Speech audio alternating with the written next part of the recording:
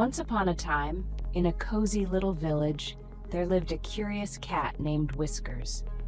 Whiskers had soft orange fur and big bright green eyes that twinkled with mischief.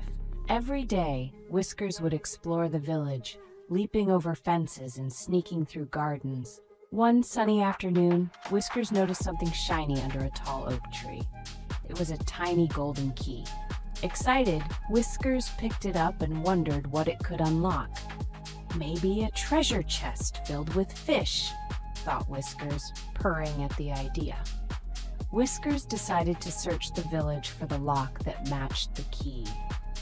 After many adventures, finding a hidden door in a tree, and even chatting with a wise old owl, Whiskers finally found a little box buried in the ground near the oak tree. With a quick turn of the key, the box popped open, but inside there wasn't gold or fish. Instead, there was a note that said, "For the bravest and kindest of all, this key opens the door to friendship."